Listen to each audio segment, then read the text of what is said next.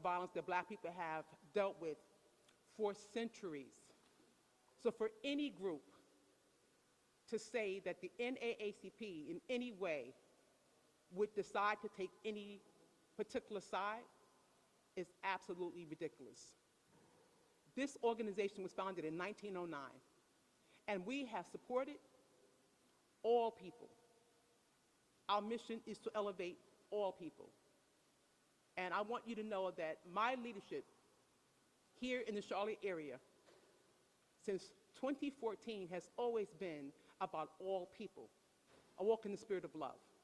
There are white women, in fact, a white woman who was a firefighter that we advocate for. In fact, she won millions of dollars in her lawsuit. We have supported Asian, Pacific Asians, Arabs, Black, Latino, and all in between. LGBTQIA, any person whose rights has been violated, we are there for them. So, I was deeply disturbed to hear those inflammatory statements because I want you to be clear about what's happening now. Every statement that has been made intentionally, and those statements are causing a racial divide between the Black and Arab community, something we do not need.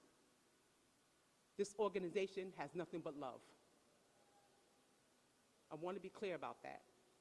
I want to also talk about, and forgive me for having to look at my notes, when you turn 67 years old, you'll get it. I'm having real senior moments. And so I want to talk about those who've been engaged in this level of misinformation. From what I saw in the particular press conference, it seems like these are all people who have a personal issue with CMS. And that's their personal right. It's their First Amendment right. But I want us to remember that we're talking about two 15-year-old children. And our responsibility is as the mature adults is to ensure that we love on both families, that we pray for both families, and that we wait to see how we can help both families. That is what I've been saying from day one, and that is what I'm saying today. In closing, before I let others speak, this climate of white supremacy has really exposed the heart and spirit of so many people, people that I used to respect. And it broke my heart to see someone that we worked with over 10 years play this serious game of hate mongering, because that's exactly what it is. There is no black or white child in our hearts in the NAACP. It's about all children. All children. And we are the adults, and I hope that people understand who hear my voice that leadership matters. The truth matters. And the misinformation that we've been hearing over the course of the last 2 weeks must cease and desist, because this organization will not allow anyone to slander us. Let me make that clear. We won't allow anyone to slander us. I now yield to Mr. B.J. Murphy. My name is B.J. Murphy. I represent B.J. Murphy Media. I want to read my statements, and I'll be very, very brief. First, to the young lady who sustained the injuries in the Ardrey Kell fight, we are hoping for a full recovery of your injuries. It was disturbing to see the pictures of the injuries you sustained in this fight, and I want to be clear that we do not in any way condone violence against women. As Muslims, as I'm a part of the Muslim community here in Charlotte, Mecklenburg, the safety of our women and young girls is paramount in our culture of Islam. So you have to understand the magnitude of what happened when you see a young girl in that condition. It riles up the men in our culture to definitely speak out to defend women. We understand that and we get that. We have been striving to be mediators to keep balance behind the scenes and telling the truth of what we know unfolded. None of us were there. So as the Holy Quran says, which is the book of scriptures for the Muslims, it says, when a person brings you news, look carefully into it, lest you harm a people and be sorry for what you did. Jibril's labeling of this as Islamophobic, as a hate crime, and stating on several occasions that the 15-year-old girl could have been severely injured or killed if the boy had continued to beat her, which is absolutely a false narrative that's coming out of his statements but not actual fact. So these statements are incorrect, and this is the issue that we have with Jibril. So this caused people, and we don't know what community it came from, but it did cause people to threaten the family with physical violence, harassing phone calls, and social media threats, and even some vandalism to the family's home. This is when we got involved, Ms. Mack and myself. So a few weeks ago, we contacted Jibril by phone to let him know that his choice of words were inciting people. And I said, Jibril, you're not speaking facts. So we said to him, let the investigation sort out the facts, because we are hearing that it's not a hate crime. It's neither Islamophobia. It was a fight between 15-year-olds that escalated and got out of hand. So up to this point today at this press conference, there's only been one narrative in the public space, and that is from Jibril. And we're saying to Jibril, this is not a hate crime. It is not Islamophobia. We're asking him to stop pushing this narrative and work to heal the conflict between these two families. And this resolution and this reconciliation is called atonement. As leaders, we should be working to heal and not incite. So everybody in this case, the young girl and the young boy, they deserve justice. So in closing, I'll quote another scripture from the Holy Quran. And it says, we are commanded like this. It says, O you who believe, be maintainers of justice, bearers of witness for Allah, even though it be against our own selves, or your parents, or near relatives, whether rich or poor. Justice is what we are commanded to uphold. So if you love Almighty God and love the truth above all, then we got to stand up for what's right, regardless of the consequences. Truth is never to be sacrificed, and truth should not be left on the ground when it doesn't turn out in your favor. Because whatever the truth is good. So I'll close with this. We're asking that not part of the video be released, but the whole video must be released. We should not be in the business as leaders in this community, which Jibril says he's one of them. We should not be in the business of piecemealing the truth to fit our narrative. We are not running away from the truth, we're running to the truth. Justice for both the 15-year-old girl and justice for the 15-year-old boy. That's all we're asking for. So justice, let me give you a definition of justice as I conclude. Justice is even-handedness, impartiality, objectivity. It's a lack of bias, a lack of prejudice. It's the principle of fair dealing.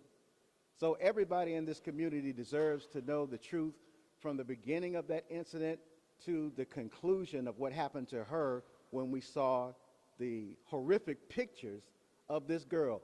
And just to emphasize it one more time, as Muslims or any man that respects females, we do not condone what happened to her. We want to be clear so the message won't be misconstrued that we're up here defending violence against women. That is not what we're saying.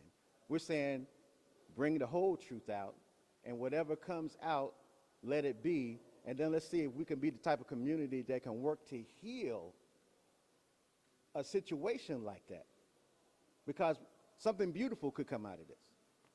Thank you. I bring you now Cass Otley. Good morning, everyone. I know, 'cause I'm short.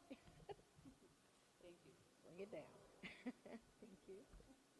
Hi, my name is Cass Otley. I'm an activist, and I'm also an organizer here in the city of Charlotte.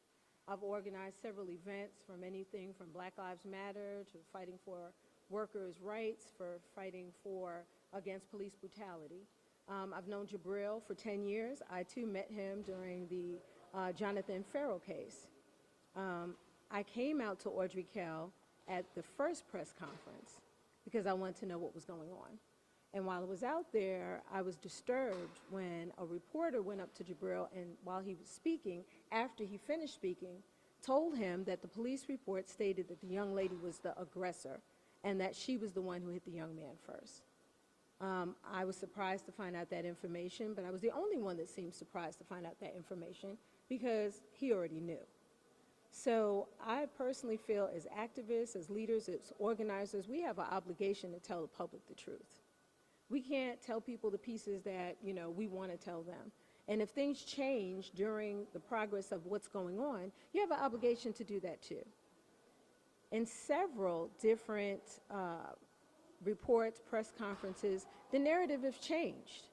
While we were out at Ardrey Kell, it was mentioned that the young lady didn't say anything to the young man.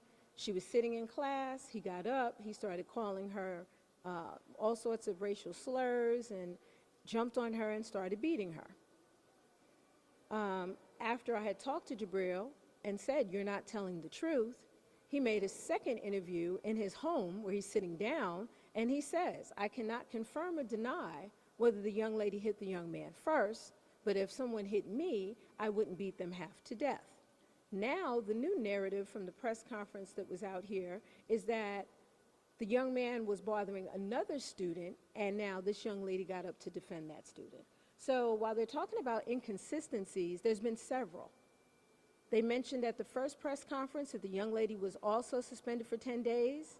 At the last press conference, they said she wasn't suspended until after the first press conference. They said that the ambulance took an hour to get there. Then they said the parents, they told WSOC-TV or WBTV that the parents took the young lady there. And what I'm trying to say is, when you tell a lie, you have to continue to tell lies to cover up the first lie. And the problem with when you tell a lie is everything you say after that is suspect. If I seem agitated, I'm highly upset because I have always heard from my people. I would never, ever condone violence against anyone, especially the young lady. But what we're not going to do is vilify a young man that was involved in a fight. They have called this young man some of everything under the sun. They don't know him and they don't know his family, and I think it's unfair. And then to say that we, the activists, by our stance of standing behind this young man and asking for fairness, are now condoning violence is hateful speech. And there's nothing, it's baseless. And to say that about people, but then you want to sit there and talk about, all these inconsistencies and what the family said. We all waited. We could have did a press conference anytime we wanted to. We waited until the whole investigation. Jabril Huff is the one who asked for the FBI to be involved. In his interview, he said that he knew that they were going to do a great investigation, and he pushed for that in numerous interviews. So now that the interview is done and it's concluded and the investigation is concluded, and it didn't turn out the way he did, so now the police aren't doing their job, the FBI didn't do their job, all of us hate the Muslim community, which is not the truth. And for him to say that and call himself a leader and an activist in Charlotte or anywhere else is a problem, because it is so division. I won't even tell you how many phone calls I've gotten from people that, were upset. And all of these people that are stepping up, we don't know if they know the real truth or if they're just following what Mr. Huff is saying. But there has to be some accountability. And so all we're saying is we want the truth to be out, the whole truth. We want the whole entire tape to be released. We want her background to be released, just as well as they're asking for his. And the other thing is, you know, we want this girl to heal. We want her to heal. We want her to be well, you know, but we also want this young man to be well. Because at the end of the day, we are talking about two 15-year-old children that both made a mistake and got into a fight that went entirely too far. But to vilify a young man and try to ride his back to try to sue CMS is a problem. And Jabril needs to stand back. He needs to maybe rethink things. But our relationship, as far as I'm concerned, is over. Thank you. In closing, we would hope that all adults in the city of Charlotte and in the county of Mecklenburg would stand with us for peace and healing for both families and help in any way we can in CMS to ensure that another child doesn't go through what these two children are going through right now. CMS can't do it by themselves. It is a system that has had problems over the course of the last 15 to 17 years that I know of. The superintendent, Crystal Hill, is doing the best she can to create new, innovative ways to ensure that the children are safe, but we, children and community, have a responsibility as well. Are there any questions? Yes. Hi, I'm Austin Walker with WCMC. You've said multiple times that the NAACP does not put sides specifically on advocating for both at this point. But through some of the statements, I feel like there's been a lot of buts talking about the other side of the situation. So in this case, is the NAACP taking sides? No, we are not. As I said, we received a request from the Black family for assistance once they were getting threatened. We have never gotten involved with the actual merits of the case. You use the term white supremacist while talking, and you start off talking about Jabril, and you mentioned that he's a white man. Do you think Jabril is a white supremacist? I think that Jabril is a white man who has ideology like white supremacists. Anytime you name two Black major organizations, such as the NAACP and the FOI, in fact, let me say this, the FOI had nothing to do with this case, absolutely nothing. That is a dog whistle. So to clarify, you think he's acting like a white supremacist? I absolutely think that he's acting like a white person with bias, and it may be implicit, but there's definitely bias. I can't determine whether he's a white supremacist or not because I haven't seen those types of actions, but this country is rooted in white supremacy. The systems are rooted in white supremacy. So when I talk about ideology, there's a level of privilege that goes along with your being white. I'm sure that all of you realize that. There's also a level of thinking that says I can do this, that, and other things without any accountability. And we're standing here saying that you will be held accountable if you attack this organization. That is what I'm saying. We're in this call for action now, just to let the cooler heads prevail. At the end of the day, this is a fight between two 15-year-olds that maybe escalated to the point of that. Joe, absolutely. We're calling for all adults to stand back and allow those who are responsible for the investigation within investigation.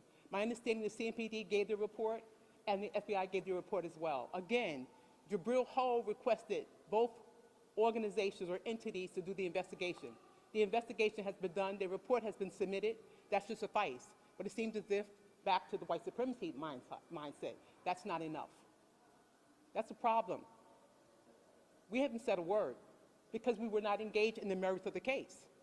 And we requested that everyone stand back and allow the investigation to determine what the facts are.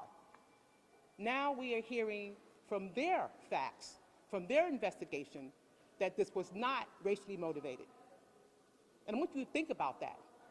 I want everyone here and everyone who hears us to think about when someone says that a person said, go back to your country and use racial slurs, and the level of the heightened anger, upset, harm that's done. And on the side of the spectrum, when it's not even true, he must be held accountable. Yes. Speak up a little more, so I can hear you. First one is, Jabril, the official spokesperson for the Muslim community? I have no idea. He's been saying that he's a spokesman for the family, but I'm not sure what his capacity is. And as far as the Muslim community, I heard you all say, I think, Jay, that they reached out, you attempted to speak with them. What is the Muslim community, what are they saying as far as the mosque? I have no idea. What I can tell you is that BJ and I spoke to Jabril and requested he brought his group along with the FOI and myself to a meeting so that we all can come together as adults to help in the healing process. That meeting was supposed to happen on Sunday. I believe that's the 17th. I'm not sure the exact date right now, but it was the Sunday. And 2 hours prior to the meeting being held, there was a conversation on the phone, and Jabril, BJ, and myself said, there's no need for the meeting if you, in fact, were going to bring family members into the room. That's not how we heal. We didn't want to have anyone in the room that had any bias. We wanted to have us all sit in the room and figure out how we can collectively try to heal both families. That couldn't happen if you're now telling me you're bringing a family member into the room. So there was no need for that meeting. Let me add to that too. Yes. And so when we were on the phone with Jabril, we were going to have that meeting. When all three of us agreed because we called Jabril out of concern about the family when they told us they had been threatened. Jabril didn't know anything about that. I said, brother, can you cool it on the rhetoric because they're getting death threats, people are riding by their home, their property had been defaced, and they're getting harassing phone calls. That's why we got on the phone. This is how we got involved in it. And Jabril agreed that we would tone down the rhetoric. He would go to his community and make sure, he said, we don't want anything to happen to the family or nobody to be harmed. So then I said, well, we don't need to go further than this and have a sit down with everybody, because it may just confuse and muddy up the waters thinking that we're defending a girl being beaten. And so we just left it at that. Any further questions? Yes.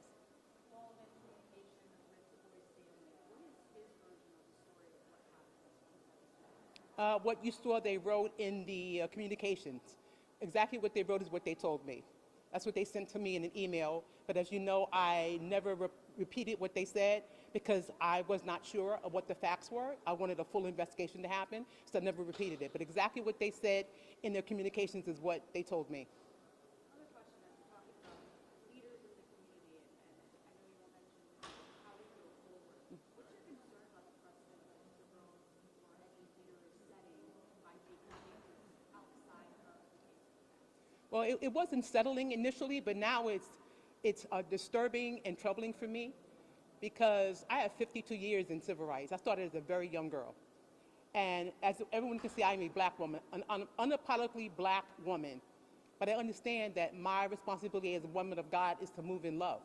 And I have never, ever seen a leader be so irresponsible and intentional in harming a whole group of people. I've never seen anything like this, especially when you say you're an activist and a leader. It's no way that we, any of us, should accept anything he says. He has lost all credibility. It's been lie after lie after lie. Yes.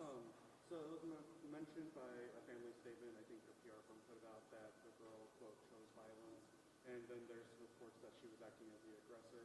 Did the boy suffer any injury from that day? Did she, leave any bruises or marks or anything like that? I have no idea. Once again, I want to repeat, we did not get engaged with the family in terms of the merits of the case.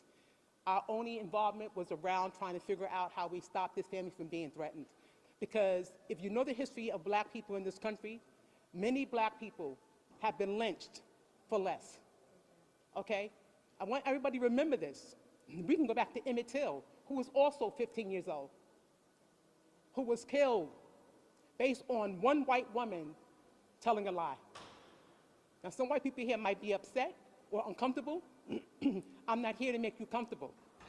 I'm here to say we have a responsibility to move differently. We have the responsibility as adults to look past our personal feelings to ensure that our children don't have a generational hate mongering in this country. I hear a lot of people say, you know, because people now know what the story is. People know the truth. So people have been posting under Jabril's posting on social media. I don't know if anybody's been looking.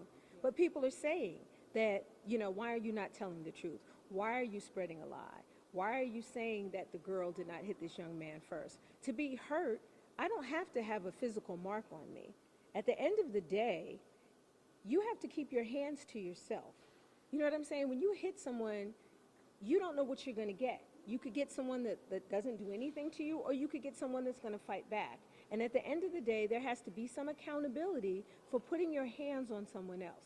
Did it get out of hand? Absolutely. But my point is, to get out of your seat and put your hands on someone is a huge problem. And that should have been told from the very beginning, from the first press conference, because Jabril Huff knew that. I was standing next to him when he was told that twice. So he knew. He chose to admit that and continue with, I mean, each interview, and I'm sure you've watched them, that it's hate, and he was filled with hate, and he was filled with rage. And this is a problem for anybody that is experiencing hate, is experiencing Islamophobia, because now, you know, they're going to question, is this really true, or is this some activist just saying these things? And so he should be ashamed of himself, especially during Ramadan. I mean, you're standing here during Ramadan, and you're intentionally omitting the facts. That's a problem. And I have no idea why he chose to do it. I don't know what his motivation is. I know that they do want to sue CMS, and that's between them and CMS. But what you're not going to do is victimize and vilify a young man that got into a fight, that got hit first, to be able to do that. That's where I'm at, because it's not right. We're standing on the side of righteousness. Any additional questions? So I'm hoping that I see everyone engaged in some way in helping us create a level of peace in the city of Charlotte.